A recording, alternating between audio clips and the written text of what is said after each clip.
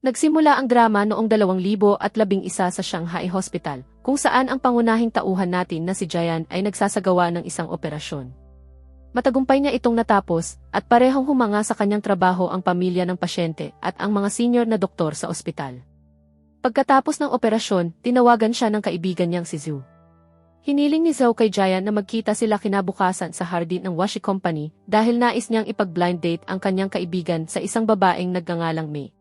Pagkarinig pa lang ni Jian sa pangalang Mei, agad siyang naghanda na makipagkita rito dahil minsan na niyang nakita ang isang babaeng nagngangalang Mei sa isang event at nagustuhan niya ito kaagad. Gayunpaman, hindi siya sigurado kung ang Mei na makikilala niya ay ang parehong babaeng nakita niya noon o hindi. Kinabukasan, umalis si Jian ng Shanghai City upang makipagkita sa kanya, ngunit sa daan, naaksidente ang kanyang sasakyan at nabangga ng isang truck. Malubha ang kanyang mga sugat. Pagkatapos, lumundag ang kwento sa taong 2018 sa Nanjing City, kung saan makikita natin si Mei kasama ang kanyang pinsan na si Ryo. Si Mei ang ating babaeng bida. Isang estudyante sa universidad na nagngangalang Fang ang darating upang magturo ng tuition. Nang buksan ni Mei ang pinto para sa kanya, napatingin siya ng matagal dahil nagustuhan niya si Fang sa unang tingin. Magkatrabaho sa iisang universidad sina Feng at Mei, pero magkaiba ang kanilang departamento. Ang matalik na kaibigan ni Feng noong bata pa sila na si Wan ay roommate ni Mei sa hostel, ngunit hindi kailanman nakita ni Mei si Feng noon dahil palagi itong abala sa mga part-time na trabaho. Pagkatapos, bumalik ang kwento sa taong 2012. Nasa huling taon na si Mei sa Nanjing University, at ngayong araw, papunta siya mula sa bahay patungong kolehiyo para sa bagong semester. Pagdating niya sa kolehiyo, masaya siyang sinalubong ng kanyang mga roommate. Kasama rin nila roon sina Feng, Wan, at iba pang mga estudyante. Mukhang may tensyon sa pagitan ni Feng at Mei. Hindi rin mukhang masaya si Wan na makita si Mei, at halatang hindi rin komportable si Mei sa paligid ni Feng at Wan. Nang sabihin ni Feng na gusto niyang ilibre ang lahat ng tanghalian para ipagdiwang ang bago niyang trabaho, ayaw munang sumama ni Mei. Pero nang magpilit ang mga babae, pumayag din siya. Sa tanghalian, kinain ni Mei ang sariling baon at tumangging kumain ng anumang in-order ni Feng. Gayunpaman, nakisaya pa rin siya sa pagdiriwang ng trabaho ni Feng kasama ang lahat. Ikinuwento rin niya sa kanila ang kanyang internship sa washi company na ginagawa niya habang nag-aaral. Hindi pa niya alam kung magiging permanenteng trabaho iyon. Nakuha niya ang internship na ito sa pamamagitan ng koneksyon ng pamilya at hindi mukhang natuwa si Feng doon.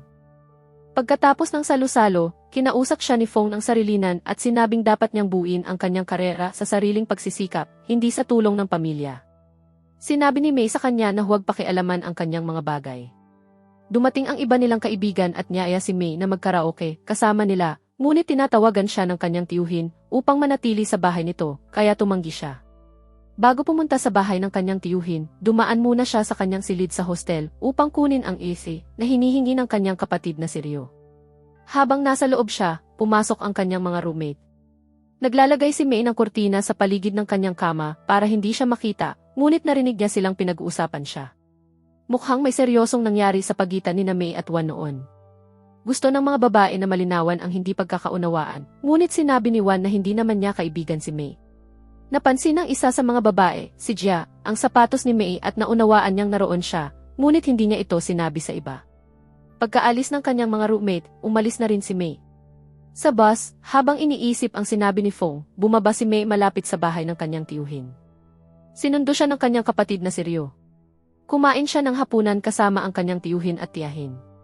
Gusto nilang manatili siya sa kanila para sa kanyang huling taon, ngunit tumanggi siya dahil mas madali niyang matatapos ang kanyang pag-aaral habang nakatira sa hostel.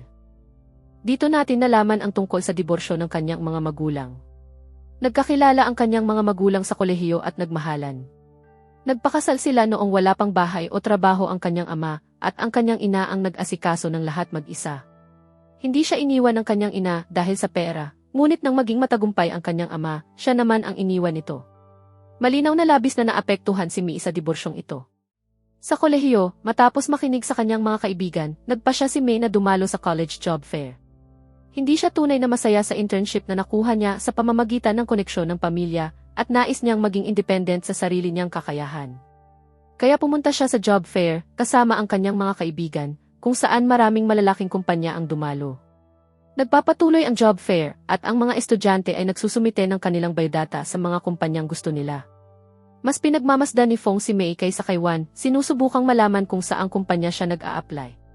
Nag-interview si May sa mga tao mula sa Shanghai Investment Company. Nang makita ito, hiniling ni Wan kay Fong na isumite rin ang kanyang biodata roon, ngunit sinabi ni Fong na maghintay muna siya hanggang humupa ang tao.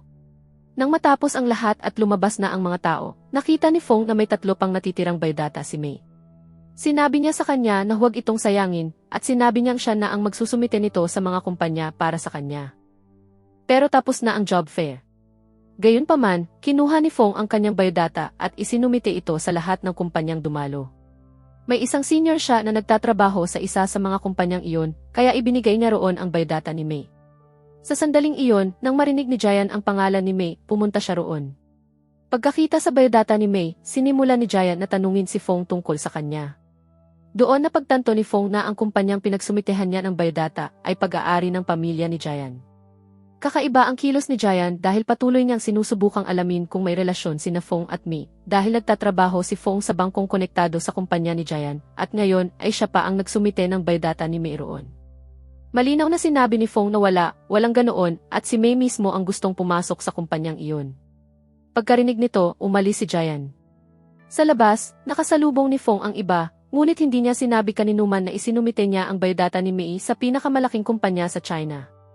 Tinanong ni Wan si Fong tungkol sa kanyang senior na nagtatrabaho sa Xingyuan Company, ngunit bastos siyang sumagot sa harap ng lahat na ikinapagtaka ng iba. Pagkatapos, napansin ni May na nawawala ang kanyang cellphone. Hindi siya gaanong nag-alala dahil isinulat niya ang kanyang email at numero ng telepono sa hostel sa kanyang biodata.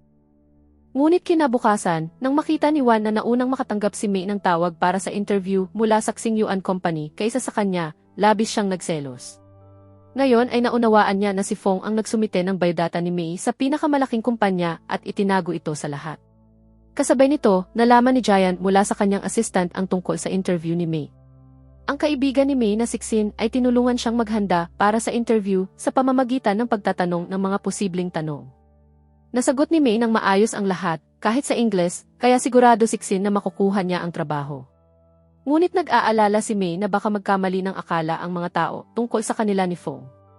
Sinabi ni Xin na walang dahilan para doon dahil sariling desisyon ni Fong ang pagsusumite ng biodata. Gustong-gusto talaga ni May ang trabaho sa Xingyuan Company upang patunayan na kaya niyang makakuha ng trabaho nang walang tulong ng pamilya. Pumunta si May sa interview. Ang HR ng kumpanya ang nag-interview sa kanya dahil abala si Jayan sa isang meeting kasama ang mga investors. Pinag-uusapan ng kumpanya ang isang development project sa Wuxi area ng lungsod. Sumang-ayon ang mga investors, ngunit sinabi ni Jayan na isa lamang itong charity project at wala itong kikitain. Sumang-ayon sa kanya ang mga investors, at matapos pag-isipan, kinansela ng chairman ng kumpanya na si Zhao, na siya ring lolo ni Jayan, ang deal. Dahil dito, nagalit ang Yuancheng Company at ang Wuxi Company na kasangkot sa proyekto. At hindi rin nagustuhan ng tiyuhin ni Jayan na si Chen kung gaano kalaki ang kontrol ni Jayan sa kumpanya. Tumingin si Jayan mula sa bintana ng kanyang opisina patungo sa Huaya Bank at napaisip tungkol kay Fong. Kasabay nito, nakatayo si May sa labas ng gusali ng opisina, tumingin sa Huaya Bank at naisip din si Fong. Kalaunan, pumunta si May sa kolehiyo at sinabi sa kanyang mga roommate na naging maayos ang kanyang interview sa Xingyuan Company. Ngunit mukhang hindi talaga masaya si Wan. Palihim na sinabi ni Xin kay May na huwag pag-usapan ang interview sa harap ni Wan dahil hindi pa ito nakakatanggap ng tawag. Doon nalaman ni May na nag-apply rin si Wan roon. Kung nalaman niya lang sana ng mas maaga, hindi niya ito mababanggit at masasaktan si Wan. Kinagabihan, pumunta si Wan sa bahay ni Fong at hiniling na kausapin nito ang isang senior sa Xingyuan Company kung bakit hindi siya nakatanggap ng tawag para sa interview. Pumayag si Fong. Makikita rin na gustong-gusto ng ina ni Fong si Wan. Kinabukasan, nakatanggap si May ng mensahe mula sa Xingyuan Company na nakapasa siya sa unang round ng interview. Tuwang-tuwa siya at pumunta upang ibahagi ang magandang balita sa kanyang mga kaibigan.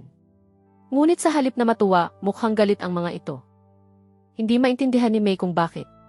Pagkatapos, inakusahan siya ni Wan na itinago niya ang tawag para sa interview. Noong araw na iyon, si May lang ang nasa campus, at dahil nawawala ang phone ni Wan, ibinigay nito ang numero ng hostel. Tumawag ang kumpanya sa telepono ng hostel, at ayon sa mga roommate, malamang si May ang sumagot at itinago ang tawag para hindi magkaroon ng pagkakataon si Wan sa malaking kumpanya.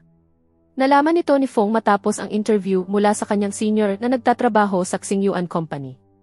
Sinabi ni Mei na nasa library siya ng kolehiyo noong oras na iyon at pagkatapos ay umalis papunta sa bahay ng kanyang tiyuhin. Hindi niya sinagot ang tawag. Bakit naman niya sisirain ang karera ng iba? Sinabi ng kanyang mga kaibigan na tawagan niya ang kumpanya at patunayan kung siya ba ang sumagot ng tawag noong araw na iyon o hindi. Ayaw sana ni Mei na istorbohin ang kumpanya para sa isang maliit na issue at masira ang kanyang imahe, ngunit kailangan din niyang patunayan ang sarili niya. Kaya nagkunwari siyang tumatawag sa kumpanya sa pamamagitan ng pagdial ng maling numero. Kasabay nito, kinuha ni Fong ang kanyang phone at nalaman ng lahat na hindi niya talaga tinawagan ang kumpanya. Isang invalid na numero ang kanyang dinyal. Nang makita ito, kahit ang mga kaibigang hindi naniwala kay Wan noon ay nagsimulang sisihin si Mei. Paulit-ulit na sinasabi ni Mei na hindi niya sinagot ang tawag para sa interview ni Wan. Sa pagsasabi nito, umalis siya roon na umiiyak. Nalilito si Fong kung sino ang tama at sino ang mali. Huminto si Mei sa isang lugar at umiyak habang naaalala ang kanyang nakaraan. Dito natin nalaman na nagustuhan ni Mei si Fong sa unang beses pa lang na nakita niya ito. Ngunit magkaibigang matagal na sina Fong at Wan mula pagkabata, kaya nagduda si Mei na baka may relasyon ang dalawa. Upang makasiguro, minsan niyang tinanong si Wan tungkol sa love life ni Fong. Sinabi ni Wan na kahit magkaibigan sila mula pagkabata at magkapitbahay, wala siyang alam tungkol dito. Dahil dito, naniwala si Mei na hindi sila nagde-date, kaya nagtapat siya ng nararamdaman kay Fong. Tinanggihan ni Fong ang kanyang pagtatapat, ngunit sinabi ni Mei na maghihintay siya at binigyan siya ng oras para mag-isip. Kalaunan, sinabi ni Xin kay Mei na tinatawag siya ng mga tao sa kolehiyo bilang babaeng tumitingin sa boyfriend ng iba. Kahit hindi naman magkasintahan sina Fong at Wan, alam ng lahat na nais ng kanilang mga pamilya na sila ang magkatuluyan at gusto rin ni Wan si Fong. Mula nang magtapat si Mei, nagalit na si Wan sa kanya at ito ang naging dahilan ng kanilang hindi pagkakaunawaan. Nagpadala rin si Mei ng mensahe kay Fong upang humingi ng paumanhin sa kanyang pagtatapat, ngunit hindi ito nag-reply. Dahil dito, hindi pa rin komportable si Mei sa harap nilang dalawa. Ngayon, nag-aalala siya na baka paniwalaan ng mga tao na dahil hindi niya nakuha si Fong, sinusubukan niyang sirain ang karera ni Wan. Dahil sa sama ng loob, lumipat si Mei sa bahay ng kanyang tiyuhin dahil hindi na niya kayang makasama si Wan sa iisang silid sa hostel. Nang makita siyang problemado, naunawaan ng kanyang kapatid na si Ryo na sina Wan at Fong ang dahilan. Sinubukan siyang aliwin nito, ngunit wala siyang sinabi at ikinulong ang sarili sa kwarto. Gusto niyang patunayan ang kanyang pagiging inosente, kaya kinabukasan ay pumunta siya sa library ng hostel at nagsimulang mangalap ng ebidensya upang ipakita na hindi niya natanggap ang tawag na iyon. Pinagsitsismisan siya ng mga tao sa kolehiyo. Tinatawagan ni Wan ang lahat at pinapabaling ang mga ito laban kay Mei. Ininsulto pa niya si Mei sa pamamagitan ng pagpapakita ng bagong cellphone na ibinigay ni Fong. Malinaw na sinasabing si Fong ay para sa kanya at hinding-hindi ito makukuha ni Mei. Hindi na apektuhan si Mei sa mga salita ni Wan. Nang bumalik si Xin sa hostel at nalaman ang nangyari, nilinaw niya ang lahat. Sinabi niya sa lahat na siya ang sumagot ng tawag para sa interview noong araw na iyon. Ayon sa Xingyuan Company, sila na mismo ang kokontak kay Wan pagkatapos ng susunod na round ng interview. Dahil dito, hindi niya naipaalam kay Wan at umuwi siya noong gabing iyon. Matapos malaman ang katotohanan, nakaramdam ng guilt ang mga kaibigan ni Mei dahil pinagdudahan nila siya. Ngunit si Wan ay wala pa ring ipinapakitang senyales ng paghingi ng tawad. Pagkatapos, nag-ayos si Xin ng isang lunch party kasama ang kanyang mga kaibigan, mga senior sa kolehiyo at mga propesor. Doon, ibinunyag ni Xin ang buong katotohanan at ipinakita pa ang kanyang bus ticket bilang ebidensya. Ipinakita niya ang eksaktong oras na natanggap niya ang tawag at kung kailan siya umalis sa hostel. Inimbitahan din ni Xin si Mei sa lunch. Dumating si Mei dala ang sarili niyang ebidensya at ipinakita na umalis siya sa hostel, pumunta sa library at pagkatapos ay nagtungo sa bahay ng kanyang tiyuhin. Ang tawag ay dumating na pagkatapos niyang makaalis. Malinaw nitong pinatutunayan na hindi sinagot ni Mei ang tawag. Pinatawad siya ng lahat, kabilang ang kanyang mga roommate. Tanging si Wan lamang ang hindi humihingi ng tawad at hindi rin sinusubukang linawin ang lahat. Gayunpaman, masaya si Mei dahil kahit papaano, wala na siyang maling pagkakaintindi mula sa iba. Nalaman din ni Fong ang katotohanan at nakaramdam siya ng guilt dahil nagduda siya kay Mei. Pagkatapos, pumasok ang kanyang ina sa kanyang kwarto at kinausap siya tungkol sa pagpapakasal nila ni Wan pagkatapos ng kolehiyo. Matapos mamatay ang ama ni Fong, malaki ang naitulong ng pamilya ni Wan sa kanila at naging malapit ang dalawang pamilya. Gusto ni Wan at ng kanyang mga magulang si Fong, at ngayon ay may maayos na rin siyang trabaho. Kaya nais ng parehong pamilya na makita sina Fong at Wan na magpakasal, ngunit hindi masaya si Fong tungkol dito. Mukhang wala siyang nararamdamang kahit ano para kay Wan. Kinabukasan, pumunta si Mei sa academic building ng kolehiyo upang makipagkita sa kanyang propesor. Naroon din si Fong, ngunit hindi siya kinausap ni Mei. Tinawag ng propesor si Mei upang pag-usapan ang kanyang thesis, at ayon dito, mali ang pagkakasulat nito at maaari pa siyang bumagsak. Nang marinig ito, nakiusap si Fong sa propesor na bigyan pa si Mei ng isang pagkakataon. Sinabihan ni Mei si Fong na huwag makialam sa kanyang mga bagay na lalong ikinagalit ng propesor. Gayunpaman, dahil sa pakiusap ni Fong, binigyan pa rin ng propesor si Mei ng huling pagkakataon upang ayusin ang kanyang thesis. Umalis si Mei at sinundan siya ni Fong dahil nais niya siyang humingi ng tawad. Hindi niya pinahinto ang elevator, ngunit dahil hindi pa ito umaandar, nakasakay si Fong. Nag-alok siya ng tulong sa kanyang thesis, ngunit nang bumukas ang elevator, umalis si Mei nang hindi nagsasalita. Kalaunan sa kolehiyo, nakilala ni Mei si Jia, na hindi nakadalo sa lunch at humingi ng paumanhin dahil nagduda siya kay Mei sa issue ng interview call. Pinatawad siya ni Mei, ngunit nang magsimula si Jia na ipagtanggol si Wan, nagalit si Mei. Sinabi ni Mei na hindi ganoon ka-inosente si Wan. Inakusahan siya nito, pinahiya sa harap ng buong kolehiyo, at hindi kailanman humingi ng tawad. Alam ni Wan na may gusto si Mei kay Fong, at alam ng lahat na nais ng kanilang mga pamilya na magpakasal sina Fong at Wan. Ngunit hindi ito sinabi ni Wan kay Mei para pigilan siyang magtapat. Sa halip, hinayaan niya itong magtapat at masaktan sa kahihiyan. Sinabi ni Mei na dapat maintindihan ni Jia ang magkabilang panig, hindi lamang ipagtanggol si Wan dahil magkaibigan sila. Naiwang nag-iisip si Jia at umalis si Mei. Kinabukasan, habang gumagawa ng thesis sa bahay ng kanyang tiyuhin, nakatanggap si Mei ng tawag mula kay Fong na tignan ang kanyang email. Nakita niya roon ang napakaraming kapakipakinabang na materyales para sa kanyang thesis. Napakahirap isalin ang ganitong kalaking mahalagang content mula English patungong Chinese, at si Fong ang gumawa ng lahat para sa kanya. Labis na nagulat si Mei at tinawagan siya. Ngunit ang sumagot ay ang kanyang roommate at sinabi na buong gabi nagtatrabaho si Fong sa kanyang thesis at ngayon ay natutulog na. Pagkatapos ay nagising si Fong at kinuha ang tawag. Hindi makapagsalita si Mei sa kanya. Sinabi ni Fong na tawagan lang siya anumang oras kung kailangan niya ng tulong. Naramdaman ni Mei na ito ang paraan niya ng paghingi ng tawad sa pagdududa at pagsisi sa kanya. Nalilito siya kung gagamitin ba niya ang materyales niya o hindi dahil natatakot siyang baka magalit muli ang mga tao. Pagkalipas ng ilang araw, natapos ni Mei ang kanyang thesis at naisumite ito. Nagustuhan ito ng propesor. Matapos ang thesis, papalapit na rin ang pagtatapos ng kolehiyo. Habang tinitingnan ni Mei ang campus at ang mga estudyante, nakaramdam siya ng matinding emosyon. Ilang araw pagkatapos noon, sumama si Mei kay Ryo, ang kanyang pinsan, para sa exam nito. Kinakabahan si Mei para kay Ryo, ngunit kalmado lang si Ryo at nagplano pa nga ng biyahe papuntang Europe pagkatapos ng exams upang bumisita sa mga unibersidad doon. Pagkatapos ng exam, nakipagkita si Ryo kay Mei at habang ihahatid niya ito sa tanghalian, pinigilan siya nito at sinabing may ipapakilala siya sa kanya. Lumalabas na si Han iyon, ang nakababatang kapatid ni Fong at kaklase ni Ryo. Hindi komportable si Mei nang makita si Han, ngunit iginiit ni Ryo na isama ito sa tanghalian nila. Pumayag si Mei at inasikaso ng mabuti ang dalawang lalaki, pati na rin ang pagbibigay ng mga tips para sa exam.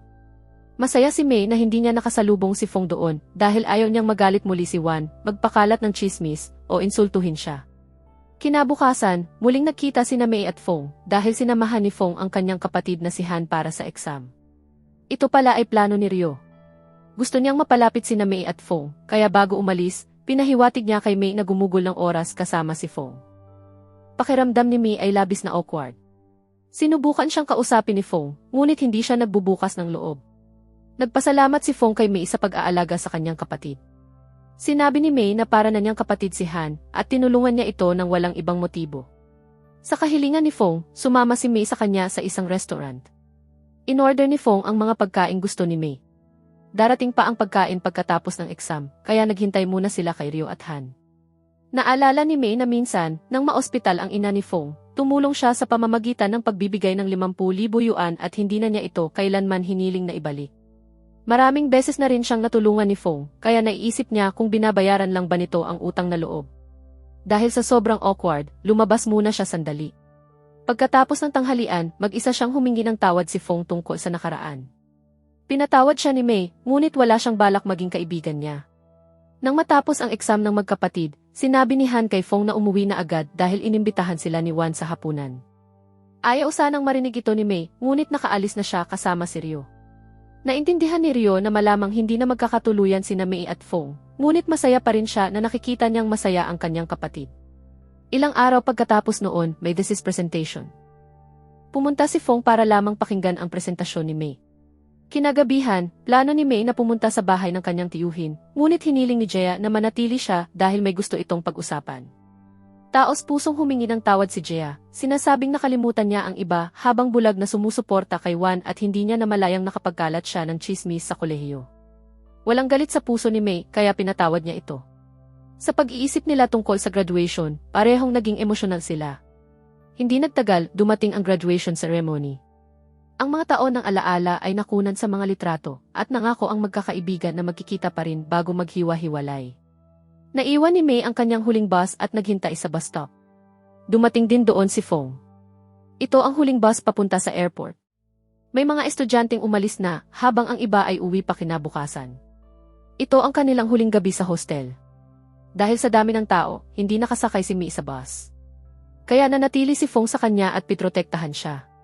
Tinawagan ni Wan si Fong at hiniling na umuwi na lang siya sa pamamagitan ng taxi. Gustong umalis ni May mag-isa upang maiwasan ang karagdagang gulo kay Wan. Ngunit hiniling ni Fong na samahan siya papunta sa hostel dahil may gusto siyang pag-usapan. Dahil tapos na ang kolehiyo, pumayag si May. Tinanong ni Fong ang tungkol sa kanyang thesis at sinabi niyang napansin niyang hindi niya ginamit ang materyales na ibinigay niya. Hindi gustong tanggapin ni May ang tulong niya, kaya nagsinungaling siya at sinabing hindi niya nakita na kapakipakinabang ang mga materyales. Nakaramdam siya ng awkward, kaya gumawa siya ng dahilan na sumasakit ang paa niya dahil sa suot na mataas na takong at sinabi niyang sasakay na lang siya ng taxi mag-isa. Sinabi ni Fong na huwag niyang pahirapan ang sarili para lang sa fashion, na ikinagulat ni May. Pareho namang nakasuot ng heels si Wan, pero bakit hindi niya ito pinagsabihan? Ipinaliwanag ni Fong na hindi niya nga napapansin kung ano ang suot ni Wan. Mukhang may espesyal na pagtingin si Fong kay May, kaya napapansin niya ang maliliit na detalye tungkol dito. Ngunit mali ang pagkakaintindi ni May. Akala niya ay tinitingnan siya ni Fong bilang isang spoiled na mayamang babae na hindi kailanman nahirapan sa buhay. Sa totoo lang, kahit walang suporta ng pamilya o yaman, naniniwala siyang kaya niyang tumayo sa sarili niya, tulad ng pagpasa niya sa Xing Yuan interview ng walang tulong. Para naman kay Fong, hindi niya kailanman mali ang pagkakaintindi kay May. Sa katunayan, sinabi niya na dumating na sa kanya ang tunay na pag-ibig, ngunit dahil sa sarili niyang katangahan, nawala niya ang pagkakataong magmahal ng totoo. Dito, si Fong ay iniisip si May, ngunit mali ang pagkakaintindi ni May at inakala niyang ang tinutukoy niya ay alak. Kaya hinihikayat niya si Fong na bawiin ang nawalang pag-ibig. Nang marinig ito, natuwa si Fong, akala niya ay maaari niyang makuha muli ang pagmamahal ni May. Si May naman ay naniniwala na si Wan ang ikinatuwa nito. Dahil sa kahihiyan, pareho silang hindi nililinaw ang hindi pagkakaintindihan. Nang makarating sila sa hostel matapos maglakad, sinabi ni May kay Fong na ang gwapo niya sa maikling gupit at puting damit. Tulad noong una niya siyang nakita. Pagkasabi nito, pumasok siya sa loob ng hostel. Dahil huling gabi na nila sa kolehiyo, bago umalis, lumabas pa siya sa balkonaheng muli, tinawag si Fong at nagpaalam. Mula sa araw na iyon, nagpasya siyang tapusin na ang lahat ng damdaming romantiko para sa kanya. Mula ngayon, si Fong ay magiging kaibigan na lamang niya. Ipinangako niya sa sarili na hindi na kailanman iibig pa sa kanya, dahil gusto niyang makita si Fong na masaya kasama si Wan. Ngunit nang makita ni Fong si May na tumatawag mula sa balkonahe, inakala niyang pareho sila ng nararamdaman para sa isa't isa. Umiti siya pabalik at nagpaalam, umaasang sa muli nilang pagkikita ay maaaring magsimula sila ng bagong kabanata ng pag-ibig. Pagkatapos nito, lumipas ang ilang araw. Pagkatapos ng mga exam ni Ryo, naglakbay sina May at ang kanyang kapatid na si Ryo sa Europa at masaya nilang pinagsaluhan ang kanilang paglalakbay. Sa loob ng eroplano, dahil sa takot ni May sa paglipad, nagbiro siya ng nerbiyoso tungkol sa pagkamatay na labis na ikinabahala ng isang matandang pasahero kaya hindi ito nakatulog. Pagkatapos, pinagsabihan siya nito bago sila lumapag na ikinatawa ni Ryo. Magkasamang naglakbay sina Ryo at May sa Europa at nakaranas ng maraming bagong karanasan. Kasabay nito, dumadalo si Ryo sa mga pre-admission classes para sa Cambridge University, kaya kinailangan ni May na manatili sa kanya ng maraming araw. Sa paglalakbay na ito, masaya sila at nagbahagi ng kanilang saloobin sa isa't isa. Dahan-dahang gumaling si May mula sa kanyang sakit ng puso at unti-unting nakamit ang kapayapaan tungkol sa kanyang nakaraan. Nang bumalik si May sa China matapos ang isang buwan, nakilala niya ang kanyang ina. Sinabi ng kanyang ina na bisitahin din niya ang kanyang ama. Ang ama ni May na si Liang ay siya palang may-ari ng Yuan Cheng Company, ang kumpanyang naapektuhan ng pagkakansela ng deal ng kumpanya ni Jian. Dahil dito, labis ang galit ng kanyang ama. Ngunit nang dumating si May upang kausapin siya sa opisina, ang kanyang galit ay napalitan ng tuwa. Dala niya bilang regalo ang isang scarf para sa kanyang ama, kahit na may natitira pa siyang sama ng loob sa kanya. Ang kaibigan ng kanyang ama na si Hui ang dahilan kung bakit naghiwalay ang kanyang mga magulang, at hanggang ngayon ay kasama pa rin ng kanyang ama si Hui. Sinabi ni Liang na wala siyang relasyon kay Hui at inaalagaan lamang niya ito dahil sa kanyang sakit. Ngunit naniniwala si May na ginagamit lamang ni Hui ang kanyang ama at hindi naman talaga ito may sakit. Noon, napakasaya ng kanilang pamilya at mahal na mahal siya ng kanyang ama. Dahil kay Hui, nagkawatak-watak ang kanilang buong pamilya. Ayaw pag-usapan ni Liang ang mga bagay na ito kay May. Sa totoo lang, nais niyang makita si May na humawak ng kumpanya dahil pagkatapos niya, ang kumpanya ay mapupunta kay May. Kaya hinihiling niya sa kanya na pag-isipan ang pagpasok dito. Nang tanungin ni May ang kanyang ina para sa payo, sinabi ng kanyang ina na dapat lamang siyang pumasok sa kumpanya kung ito ay magpapasaya sa kanya. Ayaw niyang matrap si May sa sirang relasyon ng kanyang mga magulang dahil lang sa pagpasok sa kumpanya ng kanyang ama. Pagkalipas ng ilang taon, kapag hindi na siya gaanong apektado ng diborsyo, saka pa lamang siya maaaring pumasok sa kumpanya. Sa ngayon, bata pa si May at dapat siyang magtrabaho kung saan siya tunay na masaya.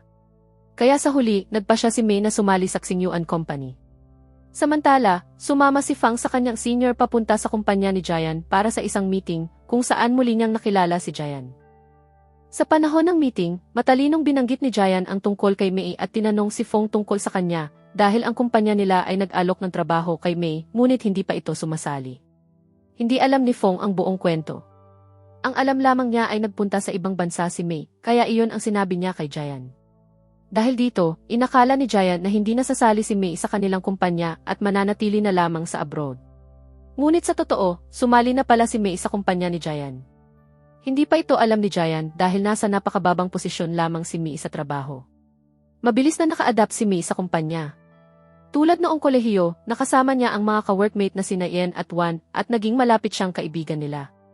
Nagtatrabaho siya ng tapat, kaya labis na nasisiyahan ang mga tao sa kumpanya sa kanyang performance. Sa oras ng tanghalian, nakikipagkwentuhan siya kina Yen, Wan, at iba pang mga babae sa kumpanya. Nalulungkot ang mga babae dahil wala silang makitang gwapong lalaki sa opisina. Pagkatapos, sinabi ng kanilang senior na si Ming na papasok sa kanilang departamento ang apo ng may-ari ng kumpanya na si Jian. Lahat ay natuwa. Sa wakas, may makikita na silang isang gwapong lalaki araw-araw. Bukod pa roon, dati siyang surgeon, kaya sigurado ang mga babae na si Jian ay dapat napakagwapo at matalino. Ngunit para kay May, ang isang dating surgeon na ngayon ay namamahala ng kumpanya ay hindi na maaaring bata. Sa tingin niya, isa itong middle-aged na uncle. Nang marinig ito, gumuho ang mga pangarap ng mga babae. Kinagabihan, nanonood si May ng drama kasama si In at Wan sa hostel nang biglang huminto ang internet. Gustong tapusin ni In ang drama sa anumang paraan dahil nais niyang mapanood ang kissing scene. Kaya sa kanilang pakiusap, pumunta si May sa opisina upang mag-download ng drama gamit ang internet ng kumpanya. Habang nagda-download si May, nagkaroon ng problema sa kable. Nang sumilik siya sa ilalim ng mesa upang ayusin ito, biglang dumating si Jian. Ito ang unang pagkakataon na nakita ni May si Jian. Hindi niya alam na ito ang magiging may-ari ng kumpanya at kanyang boss. Kaya tinanong niya ito kung paano nakapasok ang isang outsider sa opisina ng walang pahintulot. Tahimik lang siyang tinitigan ni Jian. Hindi pa rin niya sinasabi na siya ang boss at hindi rin siya nakilala ni May. Medyo nainis si Jian sa sitwasyon. Matapos ma-download ni May ang drama, bumalik siya sa hostel. Hindi alam ni May ang pangalan ni Jian, kaya ikinuwento niya ito sa kanyang mga kaibigan. Ngunit hindi nila ito sineryoso. Kinabukasan, nang makita ni May si Jian sa opisina, bigla niyang napagtanto na siya pala ang kanilang boss at lubusan siyang nagulat. Ngayon ay natatakot siya na baka makilala siya ni Jian at tanggalin sa trabaho dahil sa kanyang bastos na asal noon. Dagdag pa rito, kailangan pa niyang dumalo sa isang meeting kasama si Jian sa araw na iyon. Para bang hindi pa sapat iyon, lumitaw pa ang isang malaking problema sa finance department. Ilang araw bago nito, pagkatapos ng office hours, lumapit ang isang lalaki mula sa procurement department kina Mei at sa kanyang senior na si Cheo. Aalis na sana sila, ngunit pinigilan sila ni Faye upang isulat ang presyo ng mga materyales na binili ng kumpanya para maiproseso ang bayad. Sinimulan ni Mei at Cheo na itala ang mga presyo, ngunit sinabi ni Faye nang nagmamadali na hindi na mahalaga ang tamang pag-compute. I-stamp na lang ito para ma-approve at ipadala sa cashier. Ginawa ang dokumentong ito gamit ang computer ni Mei, kaya ang mga papel ay na-stamp gamit ang pangalan ni Mei. Dahil kay Faye, hindi rin nila muling sinuri ng maayos ang lahat. Ang mga materyales ay binili mula sa isang foreign company, at ang mga presyo ay nakasulat sa Chinese yuan, ngunit ang bayad ay ginawa sa dolyar. Dahil sa pagkakaibang ito, nagkaroon ng sobrang bayad. Nagiging napakahirap ayusin ang pagkakamaling ito. Isinisisi ng procurement department ang buong pagkakamali sa finance department, kahit na ang tunay na error ay doon nagsimula. Minadali nila ang finance team sa huling sandali at hindi sila binigyan ng sapat na oras upang ma-check ng maayos ang mga dokumento. Upang protektahan si Cheo, handa si Mei na akuin ang buong sisi, lalo pat ang pangalan niya na stamp ay nakalagay na sa dokumento. Sa oras na iyon, kausap ni Giant si Mr. Wu tungkol sa isang hindi natapos na gusali malapit sa kumpanya. Noong 2005, 2 planta ang binalak itayo roon, ngunit dahil sa financial crisis, nahinto ang proyekto. Ngayon, mukhang nais ni Giant na ipagpatuloy at tapusin ang proyektong iyon. Ipinakilala ni Mr. Wu si Giant kay Mr. Hao mula sa Technology Department, isa sa pinakamahusay na empleyado ng kumpanya. Labis na humanga si Giant sa trabaho ni Hao. Sa sandaling iyon, nalaman ni Giant ang tungkol sa problema sa kumpanya. Upang imbestigahan ito, pinatawag niya ang parehong departamento sa kanyang opisina. Una, dumating si Kang, ang pinuno ng procurement, kasama ang isa pang empleyado upang kausapin si Giant. Sinubukan nilang kumbinsihin siya na ang finance department ang may kasalanan. Pagkaalis nila sa opisina, muli na namang nagsalita ng masama si Nakong at Faye tungkol kina Mei at Cheo. Handa si Mei na akuin ang responsibilidad, ngunit naniniwala pa rin siya na ang procurement department ang may kasalanan dahil dapat sana ay na-check nila muna ang mga dokumento. Pagkatapos, dumating si Giant. Nang makita siya, inakala ni Mei na tiyak na mawawalan siya ng trabaho. Ngunit una, pinigilan ni Giant si Mr. Kang sa bastos na pakikipag-usap sa mga staff. Pagkatapos, pinapasok niya si Mei sa kanyang opisina at bilang parusa, inalis siya sa finance department at inilipat sa admin department. Labis itong ikinagulat ni Mei. Gayunpaman, gumaan ang loob ni Cheo at ng finance team dahil kahit paano ay naligtas ang trabaho ni Mei kahit kailangan na niyang magtrabaho sa ilalim ni Giant. Kinabukasan, opisyal na lumipat si Mei sa admin department na pinamumunuan ni Giant at ang kanyang mesa ay nasa labas lamang ng opisina nito. Mabuti na rin ito para kay Mei dahil ang dalawa niyang roommate ay nasa admin department din. Sa utos ni Giant, ibinigay ni Wang, ang senior sa admin, kay Mei ang trabaho ng pag-aayos ng mga files sa store room. Maikling ipinaliwanag ni In ang gawain at nagsimula ng magtrabaho si Mei mag-isa habang kumakanta.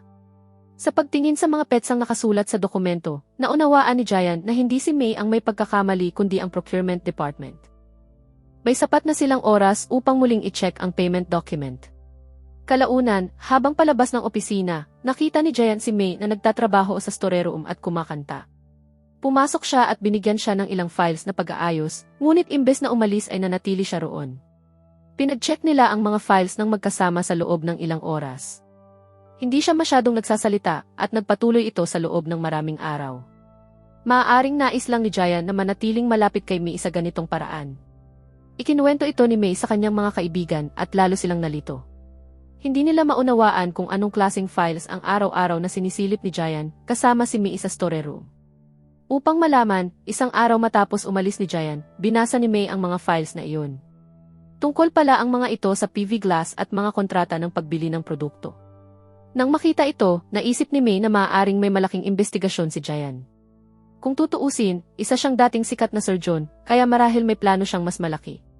Sinabi rin ng mga kaibigan ni Mei na may mga tao sa opisina na iniugnay siya kay Giant at nagpapakalat ng chismis. Dahil madalas silang magkasama sa store room at hindi siya tinanggal ni Giant, kahit sa malaking pagkakamali, iniisip ng iba na pinapanatili siya nito sa department para lamang maging malapit sa kanya. Ang mga chismis sa opisina na ito ay labis na hindi komportable para kay Mei. Ngunit ipinagpatuloy pa rin niya ang kanyang trabaho. Upang matulungan si Giant, inayos ni Mei ang mga purchase files ng iba't ibang taon para sa lahat ng produkto. Labis na natuwa si Giant nang makita ito. Sinabi niya kay Jayan na kung sakaling kailanganin ito ng tulong, maaari siyang lapitan anumang oras. Pagkarinig nito, inutusan siya ni Jayan na ihanda ang detalye ng top 50 products, kabilang ang purchase rates, contracts, external price inquiries, at historical price records ng bawat item, at isumit ito kinabukasan. Dahil dito, nabahala si May dahil napakahirap tapusin ang lahat sa loob lamang ng isang araw. Naisip niya na galit si Jayan sa kanya, kaya binibigyan siya ng imposibleng trabaho. Ngunit ayon sa kanyang mga kaibigan na sina Yen at Wan, baka gusto siya ni Jayan kaya siya binibigyan ng trabahong kailangan nilang magkasama ng madalas. Naniniwala si May na ang isang tahimik na tulad ni Jayan ay hindi marunong magmahal ng kahit sino. Kaya nagsimula siyang magtrabaho sa ibinigay na gawain. Kinabukasan, naisumite niya sa oras ang kumpletong file ng top 50 products. Labis na natuwa si Jayan sa kanyang trabaho. Pagkatapos, nagpaalam si May at nagsabing may sakit siya at hihiling ng 3 araw na leave, ngunit alam ni Jayan na nagsisinungaling siya dahil isa rin siyang doktor. Nang tanungin siya ni May tungkol sa kanyang background bilang doktor, biglang nainis si Jayan at tumangging bigyan siya ng leave. Nagtaka si May kung bakit ganoon na lang siya magalit dahil lamang sa usaping iyon. Ikinuwento niya ito kay Yin, ngunit hindi pa rin nila maunawaan ang dahilan ng galit ni Jayan. Kalaunan, matapos ang trabaho, sabay na umuwi sina Yin, Wan at Mi sa hostel. Pagdating nila, nakita nila ang isang pamilya na lumilipat sa gusali ng kanilang hostel. Nabahala sila. Ito ang kanilang hostel. Kaya saan titira ang pamilyang ito? Mapipilitan ba silang umalis? Nalaman ni Wan ang totoong pangyayari at pribadong sinabi kay Mi na ang lalaking lumipat sa hostel building ay sumali sa procurement department. Binuksan ang isang silid malapit sa kanilang mga kwarto para sa kanya. Gayunpaman, walang sinumang nagtanong sa mga babae bago pinayagang tumira ang isang lalaki sa girls' hostel. Walang saysay ang pagrereklamo dahil kamag-anak pala ng head ng procurement na si Kong ang lalaking iyon. Naintindihan ni May na sinasadya ito ni Kong para pahirapan siya. Noong nakaraan, nang subukang isisi ng procurement department ang finance department, matapang siyang tumutol kay Kong. Sa pagkakataong ito, nagpasya siyang hindi na mananahimik. Plano niyang ireklamo ang issue ng hostel kay Jayan. Dahil si Jayan ang magiging susunod na may-ari ng kumpanya, kailangan siyang sundin ni Kang. Kahit medyo natatakot si Yin at Wan sa ideya ng reklamo, naghintay si May hanggang matapos ang meeting ni Jayan. Pagkatapos ng meeting, agad siyang humingi ng pribadong oras kay Jayan. Pagpasok ni Jayan sa kanyang opisina at pagtanggal ng coat, nakatingin lang si May sa kanya at naisip kung ano kaya ang hitsura niya kung naka-lab coat ito. Pagkatapos, sinabi niya ang buong problema. Tinawagan ni Jayan ang may-ari ng hostel na si Mr. Tong at nagtanong tungkol sa issue. Mula kay Mr. Tong, nalaman ni Jayan na ang bagong lalaking lumipat sa hostel ay kamag-anak ni Mr. Kang. Walang bakanting espasyo sa boys' hostel, kaya sa kahilingan ni Kang, inilagay ang lalaki sa pinakamagandang kwarto ng girls' hostel. Napakalinaw ng punto ni May. Bago payagan ang isang lalaki na tumira sa girls' hostel, dapat sana ay tinanong muna ang mga nakatira roon. At kung may mga estudyanteng babae na nakatira na roon, sila ang dapat na binigyan ng pinakamagandang kwarto, hindi ang kamag-anak ng isang opisyal. Inamin ni Mr. Tong ang kanyang pagkakamali, ngunit ayaw niyang makipagtalo kina Kang at Jayan o magdulot pa ng gulo. Sa gitna ng pag-uusap na ito, nakatanggap si Jayan ng tawag mula kay Mr. Ming. Pagkatapos ng tawag, sinabi ni Jayan kay Tong na sa halip na alisin ang lalaki, dapat ilipat na lang ang mga babae sa pangalawang pinakamagandang kwarto sa hostel. Pumayag si Tong. Pagkaalis ni Tong, sinabi ni Jayan kay May na kung may malaki siyang problema sa hinaharap, diretso siyang lumapit sa kanya. Nagtaka si May. Matapos ang sunod-sunod niyang pagkakamali, bakit patuloy pa rin siyang tinutulungan ni Jayan? Ikinuwento niya ito sa kanyang pinsan na si Ryo, ngunit wala rin itong malinaw na payo. Ayon kay Ryo, si Jayan ay dating surgeon at naging chief lang sa loob ng 1 taon dahil pagmamay-ari ng kanyang lolo na si Zhao ang kumpanya. Kaya normal lang na may ugali siya. Gayunpaman, kung tinutulungan siya ni Jayan, dapat daw ay ituring iyon ni Mi na swerte. Sinabi rin ni Ryo kay May na kinansela ni Jayan ang deal laban sa kumpanya ng kanyang ama. Ngayon lamang ito nalaman ni May, kaya lalo siyang naguluhan sa ugali ni Jayan. Nakuha ni May ang bagong kwarto, ngunit may 2 kama lamang ito. Kaya hiniling niya sa kanyang 2 kaibigan na sila na lang ang tumira roon. Nakaramdam ng guilt ang 2 kaibigan dahil natakot sila kay Mr. Kong at hindi sumama kay May sa pagreklamo kay Jayan. Ngayon na nalutas ni May mag-isa ang problema, nahiya silang gamitin ang kwarto nang wala siya. Ngunit hindi nakinig si May sa kanila. Para sa kanya, mas matagal na silang naninirahan sa hostel at mas matagal na rin silang nagtatrabaho sa kumpanya, kaya mas karapat-dapat silang magkaroon ng magagandang pasilidad. Kaya lumipat sila sa bagong kwarto na may refrigerator, washing machine, at iba pang kagamitan. Labis silang natuwa at sinabihan si May na maaari siyang pumunta at tumambay sa kanilang kwarto kahit kailan niya gusto. Sa Huaya Bank, nakatanggap ng tawag si Mr. Song, ang manager, mula kay Mr. Bo ng Xingyuan Company. Pinag-usapan nila ang plano ni Jayan na simulan ang PV project. Mukhang balak ni Jayan na kumuha ng loan mula sa Huaya Bank at si Mr. Bo ay tila kumikilos laban sa kanya. Pagkatapos nito, tinawagan ni Song si Fong at inutusan siyang suriin ang pabrika ni Jayan kinabukasan upang pagdesisyonan ang approval ng loan. Kinabukasan, habang papasok sa trabaho si May, pinagmamasdan siya ni Jayan mula sa bintana ng kanyang opisina.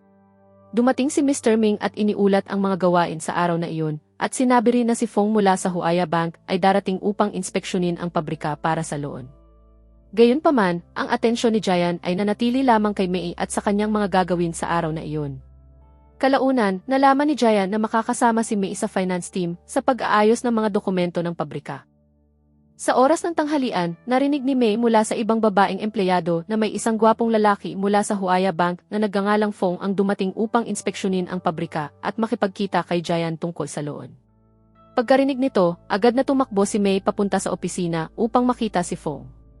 Napansin ni Jayan na papunta si May sa opisina at naintindihan niyang makikipagkita ito kay Fong. Ngunit sa gitna ng daan, huminto si May at hindi na siya tumuloy sa pagkikita. Kasabay nito, si Fong naman ay saglit na nag-isip na pumunta sa pabrika upang makita si May, ngunit sa hindi malamang dahilan, bumalik siya sa bangko. Inakala ni Jayan na iniwan ni May ang kanyang trabaho nang hindi tapos para lang makipagkita kay Fong. Dahil dito, nagalit siya at ibinigay sa kanya ang isang buong linggong duty sa pabrika na may overtime, kahit na mabigat ang trabaho at hindi naman talaga ito sakop ng kanyang posisyon. Dahil si Jayan ang kanyang boss, wala nang magagawa si May kundi sundin ang utos. Kalaunan, nalaman ni Jayan mula sa mga empleyado na si Fong ay bumalik sa bangko nang hindi man lang nakipagkita kay Jayan o nakapag-inspeksyon sa pabrika dahil hindi ito handang maghintay. Dahil dito, naramdaman ni Jayan na maaaring hindi maaprubahan ng Huaya Bank ang loan. Kaya inutusan niya ang kanyang team na makipag-ugnayan na lang sa Yuxin Company dahil dati na silang nakatrabaho at mas maayos nilang mapag-uusapan ang PV project. Samantala, naging napakahirap ng buhay ni May dahil sa mabigat na trabaho sa pabrika. Isang araw, nasugatan pa siya. Kinabukasan, sa payo ng kanyang kaibigan, nagsimula siyang magsuot ng helmet habang nagtatrabaho. Gayunpaman, patuloy pa rin siyang naubusan ng lakas dahil sa overtime at mabigat na gawain. Sa kabila nito, tinapos niya ang isang buong report at isinumite ito kay Jayan sa tamang oras. Pakiramdam ni May ay sinasadya ni Jayan na pahirapan siya. Ngunit sa totoo, tahimik na binabantayan siya ni Jayan upang matiyak na hindi siya lubhang masasaktan. Dahil sa dami ng overtime, wala nang lakas si May na umuwi sa weekend. Kaya nagsinungaling siya sa kanyang ina, sinasabing lalabas lang siya kasama ang mga kaibigan. Akala niya ay makakapagpahinga siya ng maayos. Ngunit dahil sa kanyang dalawang kaibigan, kinabukasan ay napilitan siyang sumama sa pagbisita sa isang templo. Naghihintay sila ng taxi sa labas ng hostel. Dumating si Jayan at inalok silang ihatid papunta sa templo. Agad na pumayag si Nayin at Wan.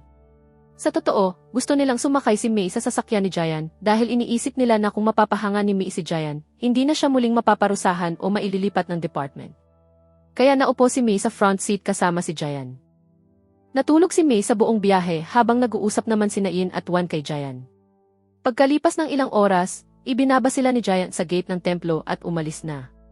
Doon lamang nila napagtanto na dahil ayaw gisingin ni Jayan si May, hindi sila ibinaba sa bus stop kundi sa mismong temple gate.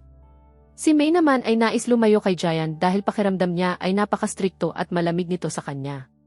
Pumasok sina May at Wan sa loob ng templo upang magdasal. Humiling si May na sana ay hindi na sila madalas magkita ni Jayan at manatiling malayo sa kanya.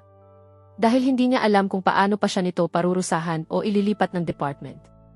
Pagkatapos nito, lumabas si Nayin at Wan upang kumain ng street food. Ngunit sinabi ni May na siya na ang magdadala sa kanila sa isang 5-star hotel gamit ang sarili niyang pera. Sa daan, nadaanan nila ang headquarters ng Xingyuan kung saan nagtatrabaho si Jayan ng araw na iyon. Sinabi ni Yin na maaari silang maghintay doon hanggang gabi at saka sabay na bumalik sa hostel kasama si Jayan, kaya pumayag si May. Samantala, nasa headquarters si Jayan kasama ang kanyang lolo na si Zhao at pinag-uusapan ang PV project. Walang sapat na pondo para dito, ngunit hindi nag-aalala si Jayan tungkol sa pera. Madali siyang makakakuha ng pondo mula sa kahit anong kumpanya o investor. Ang ikinababahala niya ay ang ilang sirang makina mula sa Suzuki procurement na kailangang agarang ayusin. Mayroon ding hinala na may isang tao sa loob ng kumpanya na kumikilos laban sa kanila. Hanggang 2009, ang kanilang kumpanya ang pangunahing supplier ng PV glass sa China. Pagkatapos noon, biglang tumigil ang merkado sa pagbili mula sa kanila, kahit pareho lang ang kalidad ng kanilang glass sa kumpanyang pinaglipatan ng mga customer. Mayroon ding pandaraya sa bayad sa kanilang PV glass contract. Nakikipagtransaksyon din sila sa Ayu Company. Kung may isang tao sa loob ng kumpanya ang sadyang gumagawa ng problema, maaari nitong sirain ang maraming taon ng partnership nila sa Ayu Group. Mula 2009, hindi na rin naging maayos ang relasyon nila sa Ayu Group. Humanga ang lolo ni Jayan sa kanyang ginawang pananaliksik. Sa labas ng Xingyuan headquarters, nakatayo si Mei. Akala ni Nayin at Wan ay naroon siya para makita si Jayan, ngunit ang totoo, gusto lang ni Mei na makita si Fong kahit isang beses dahil nagtatrabaho ito malapit sa Xingyuan headquarters sa Huaya Bank. Nagsinungaling siya sa kanyang mga kaibigan, sinasabing dinala niya sila roon para sa pagkain sa isang 5-star hotel. Pagkatapos, dinala ni Mei ang mga kaibigan niya sa hotel upang kumain. Nagulat sila sa presyo ng pagkain. Hindi pa rin nila alam kung gaano kayaman si Mei at na ang kumpanya ng kanyang ama ay minsang nakipagtrabaho sa kumpanya ni Jayan. Samantala, tumitingin si Mei sa bintana patungo sa Huaya Bank. Hindi pa tapos ang shift ni Fong, kaya pagkatapos ng tanghalian, dinala ni Mei ang kanyang mga kaibigan sa isang dessert shop malapit sa bangko upang kumain ng cake para mapanatili sila roon hanggang matapos ang trabaho ni Fong. Masaya silang kumain ng dessert at nagkwentuhan, ngunit si Mei ay naghihintay pa rin na makita si Fong kahit sandali. Paglaon, napagtanto niya na weekend pala, kaya sarado ang bangko at hindi niya pala ito makikita. Akala ni Mei ay baka may day off din si Fong tulad niya, ngunit sa araw na iyon ay nag-overtime siya sa bangko. Nagtatrabaho siya sa loan para sa PV Glass project ng Xingyuan Company. Sa gitna nito, may isang empleyado na nagkwento kay Fong tungkol kay Jayan. Nalaman niya na si Jayan ay apo ng may-ari ng kumpanya na si Mr. Zhao at dating Sir John. Sa oras na iyon, nakatanggap si Fong ng mensahe mula kay Wan na naghihintay sa kanya sa parehong cafe kung saan pumunta si Mei kasama ang kanyang mga kaibigan para sa dessert. Agad siyang pumunta upang salubungin si Wan na diretsong galing sa istasyon at may dalang pagkain para sa kanya at binilhan niya ito ng kape. Samantala, ikinuwento ni Wan kay Fong ang tungkol sa love story ng kanyang mga kaibigan sa kolehiyo. Marami sa kanila ang naghiwalay dahil sa long distance matapos ang graduation. Tinanong niya si Fong kung ano ang opinyon niya tungkol sa pag-ibig. At tinanong niya si Fong tungkol sa kanilang pamilya na gustong ipakasal sila. Ngunit hindi pa kailanman siya nag-propose sa kanya. Sinabi ni Fong na magfo-focus muna siya sa kanyang career sa loob ng ilang taon upang masecure ang kanyang financial future. Medyo nalungkot si Wan nang marinig ito. Si Mei naman ay nag-iimpek ng cake sa cafe upang bumalik sa hostel. Dahil sa ilang minutong pagkaantala, hindi sila nagkita ni Fong. Bago sumakay sa taxi, sandaling tumingin si Mei patungo sa bangko, iniisip si Fong. Sa daan, nakita siya ni Jayan, ngunit hindi siya lumapit dahil may appointment siya sa kanyang doktor. Noong 2011, isang aksidente ang nagdulot ng problema sa kaliwang kamay ni Jayan at nagpapatuloy pa rin ang kanyang therapy. Hanggang ngayon, hindi pa rin ganap na gumagaling ang kanyang kaliwang kamay na ikinababahala niya. Pagkatapos umalis sa ospital, nakipagkita siya sa isang doktor na si Tean at habang tumatawid ng kalsada ay patuloy silang nag-uusap. Bigla nilang nakita ang isang mabilis na motorsiklo na halos mabangga ang isang matandang babae. Nasalo ni Wan ang matanda at nailayo ito sa panganib. Nahulog ang biker mula sa kanyang motorsiklo. Kinabukasan, nalaman ng lahat sa opisina na si Jayan ay nagtamo ng maliit na injury sa aksidenteng nangyari kahapon, kaya hindi niya naasikaso ang kanyang tungkulin sa opisina. Ngunit kung may dokumentong kailangan ang pirma ni Jayan, kailangang pumunta ang isang empleyado sa kanyang bahay upang kunin iyon. Nang marinig ni Mei ang tungkol sa aksidente ni Jayan, nakaramdam siya ng matinding guilt dahil noong nakaraang araw ay nagdasal siya sa templo na sana ay lumayo siya kay Jayan. Kaya pakiramdam niya ay ang kanyang dasal ang naging dahilan ng aksidente ni Jayan. Upang mabawasan ang kanyang guilt, kinuha ni Mei ang responsibilidad na dalhin sa bahay ni Jayan ang mahahalagang dokumento para sa pirma nito. Nagsinungaling siya sa kumpanya, sinasabing ginagawa niya ito upang maayos ang kanyang impresyon kay Jayan dahil marami na siyang nagawang pagkakamali noon. Pumunta siya sa bahay ni Jayan upang ipapirma ang ilang files. Gusto sana niyang ipasa na lang sa kasambahay ang mga dokumento, ngunit tinawag siya ni Jayan papunta sa study room. Sa loob, nakita niya itong nakaupo sa isang sulok at napagtanto niyang nasugatan ang kanyang binti sa aksidente. Labis ang lungkot na naramdaman ni May. Ibinigay niya ang ilang files upang ma-check at mapirmahan. Inutusan ni Jayan ang kanyang kasambahay na paupuin si May sa living room habang sinusuri niya ang mga dokumento. Naghintay si May sa living room, akala niya mabilis lang ang trabaho, ngunit lumipas ang buong araw doon. Nang ibalik ni May ang mga files, sinabi sa kanya na si Jayan ay nag-request pa ng panibagong set ng dokumento para sa susunod na araw. Ang listahan ng mga dokumentong iyon ay ipinadala mismo ni Jayan. Kaya kinabukasan, kinailangan na namang pumunta ni May dala ang mas maraming files. Muli siyang pinaupo ni Jayan sa living room. Humingi ng pahintulot si May na magbasa ng mga libro roon dahil naiwan niya ang kanyang cellphone sa opisina at wala siyang pampalipas oras. Inakala ni Jayan na hindi niya maintindihan ang mga libro dahil mga medical study books niya ang mga iyon. Tahimik na pumasok si May sa living room. Dinalhan siya ng kasambahay ng prutas at nalaman ni May na ang mismong kasambahay ang bumili ng mga medical books na iyon para kay Jayan. Mula pagkabata, henyo na si Jayan at naging isang bihasang surgeon. Ngunit walang nakakaalam na binago ng isang aksidente ang buong buhay niya. Lalo itong naguguluhan si May at hindi na ipinaliwanag ng kasambahay ang buong detalye. Nagpalipas ng oras si May sa paglibot, pagkain ng prutas at paghihintay. Mula sa bintana ng living room, nakita niya si Jayan sa study room. Nakita rin siya ni Jayan at tinawag papasok sa study. Nahiya si May, iniisip na baka tanungin siya kung bakit siya palihim na nanonood. Ngunit sa halip, pinag-usapan lamang ni Jayan ang mga bagay tungkol sa opisina. Hiniling din niya kay May na kunin ang house key card mula sa kasambahay dahil maglo-leave ito kinabukasan. Gamit ang card, maaari nang makapasok si May sa bahay kahit siya lang mag-isa. Napagtanto ni May na tila pinapahiwatig ni Jayan na kailangan niyang bumalik pa sa bahay niya kinabukasan. Nagtataka si May kung ano ang iisipin ng mga tao sa opisina kung 3 araw na siyang sunod-sunod na pumupunta sa bahay ni Jayan. Si Ina mismo ang nagtatanong kung may namamagitan na ba sa kanila ni Jayan. Hindi sumagot si May at kinuha na lamang muli ang mga files papunta sa bahay ni Jayan. Nag-message muna siya kay Jayan para humingi ng pahintulot bago pumasok. Pagkatapos ng approval, pumasok siya gamit ang keycard. Sa pagkakataong ito, sa study room siya pinaupo ni Jayan, hindi sa living room. Nagtaka si May kung paano niya lilipas ang oras habang chine-check nito ang mga files. Nakita niya ang basong walang laman ni Jayan, kaya pumunta siya sa kusina upang kumuha ng tubig. Makalipas ang ilang sandali, binalik niya ang mainit na tubig. Tinanong siya ni Jayan kung bakit siya masyadong nag-aalala, at sinabi niyang alalahanin niya ang isang bagay mula ilang taon na ang nakalipas. Ayon sa kanya, ito na ang kanyang pangalawang aksidente.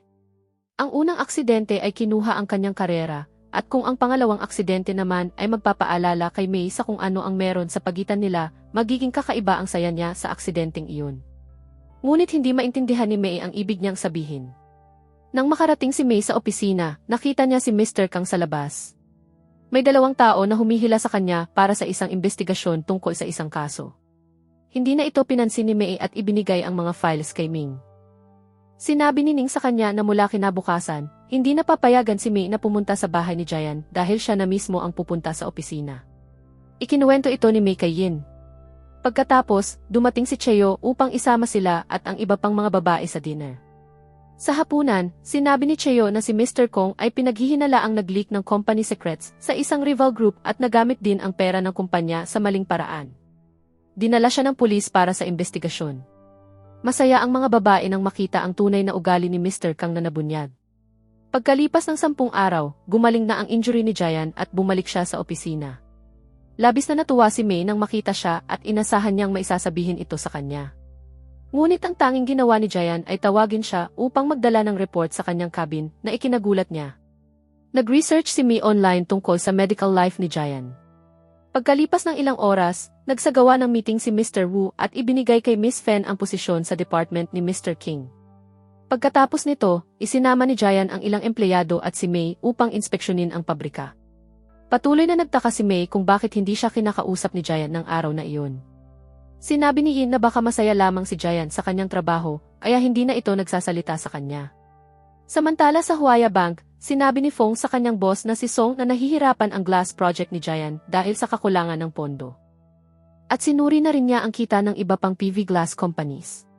Nasiyahan si Song sa sipag ni Fong at inalok siya ng trabaho sa investment banking. Labis na natuwa si Fong at agad niyang tinawagan ang kanyang kapatid upang ibahagi ang balita. Masaya rin ang kanyang kapatid at sinabi kay Fong na may isang babae na madalas bumibisita sa kanilang bahay, nakikipag-bonding sa kanya at sa kanilang ina, at minsan ay nagdadala pa ng mga regalo para sa kanila. Hindi masyadong natuwa si Fong nang marinig ito. Kinabukasan, pumunta si May sa kwarto ng kanyang kaibigan upang maglaba dahil may washing machine doon. Ngunit si Yen ay nasa labas at sinabi niyang naiwan niya ang susi ng kwarto sa opisina at wala pa rin si Wan. Kaya pumunta si May sa katabing kwarto, umakyat sa balcony at sinubukang abutin ang pinto ng kanilang kwarto upang mabuksan ito. Sa labas, naglalakad si Jayan kasama ang isang babae at nakita si May sa balcony. Sumigaw ang babae na ikinagulat ni May at muntik na siyang mahulog. Agad dumakbo si Jayan at nasalo si May sa tamang oras, niyakap siya upang hindi mahulog. Ngunit nasugatan ang binti ni Jayan at si May naman ay malubhang nasaktan mula sa pagkahulog at nawalan ng malay. Dumating ang kanyang mga kaibigan at tumawag si Jayan ng ambulansya. Dinala siya sa ospital kung saan sinubukan ni Jayan na panatilihin siyang gising at may malay. Nasuka pa nga siya sa damit ni Jayan ngunit hindi siya nagalit. Sa kabutihang palad, nakaligtas si May kahit may mga minor na sugat at injury. Pagsapit ng gabi, nagkamalay siya. Ang unang taong nakita niya ay si Jayan, na tinanong siya ng mga simpleng bagay tulad ng pangalan, address, at trabaho upang masigurong maayos pa ang kanyang memorya matapos ang head injury. Pagkatapos, pinagalitan siya ni Jayan dahil sa pagiging pabaya. Bakit siya umakyat sa balcony? Bakit hindi na lang siya humingi ng tulong sa iba? Nakaramdam ng lungkot si May at napaiyak habang sinasabi kay Jayan kung paano siya pinapahirapan sa trabaho, kung gaano kahirap ang gawain sa pabrika, kung ilang beses na siyang nasugatan, at kung gaano kadalas siyang nag-overtime. Nagtataka siya kung anong uri ng alitan ng pamilya ang mayroon si Jayan at bakit siya nito kinamumuhian. Nang marinig ito, nakaramdam ng guilt si Jayan. Napagtanto niyang naging masyado siyang istrikto nang hindi niya namamalayan, kaya humingi siya ng tawad at nangakong hindi na ulitin ito. Sinabi rin niya na naunawaan niya ang pinagdaraanan ni May dahil naranasan din niya ang parehong sakit. Hindi lubos na naunawaan ni May ang ibig niyang sabihin at hindi rin ito ipinaliwanag ng malinaw ni Jayan. Lumipat ang kwento sa aksidente ni Jayan noong 2011 kung saan nalaman natin na siya ay malubhang nasugatan. Nakaligtas siya, ngunit napinsala ng aksidente ang mga ugat sa kanyang kaliwang kamay. Hindi na niya ito magamit ng maayos at hindi na rin siya makapagsagawa ng operasyon dahil ang mga kamay ang pinakamahalaga para sa isang surgeon. Si Jayan ay isang neurosurgeon, isang trabahong nangangailangan ng napakataas na precision. Isang maliit na pagkakamali lamang sa kamay ay maaaring magdulot ng koma sa pasyente o maging kamatayan pa nga. Ang aksidente ang tuluyang nagtapos sa buong karera ni Jayan. Sinisi ng kanyang kaibigan ang sarili niya, dahil kung hindi niya sana tinawagan si Jayan para makipagkita kay May sa lungsod na iyon, hindi sana nangyari ang aksidente. Hindi kailanman dinalaw ni May si Jayan sa ospital, at hindi siya sinisisi ni Jayan, ngunit medyo nasaktan siya na hindi man lang ito bumisita kahit isang beses. Kaya naging istrikto si Jayan kay May sa trabaho, kahit na sa loob-loob niya ay may malasakit at gusto rin siya nito. Ang matinding aksidente ni May ay nagpaalala kay Jayan sa sarili niyang karanasan, ngunit wala namang alaala si May tungkol sa aksidente ni Jayan. Nagtataka si Jayan kung ito nga ba talaga ang May na nais ipakilala sa kanya ni Zhu. Kinabukasan, naghanda si Jayan ng lutong bahay na pagkain para kay May at inilagay sa tiffin. Nang makita ito, nagulat ang doktor na kaibigan ni Jayan. Hindi pa niya kailanman nakitang ganito mag-alaga at magmalasakit si Jayan sa kahit sino. Ito ang dulo ng part 1. Kung nagustuhan ninyo ito, mag-comment sa ibaba at abangan ang susunod na parte.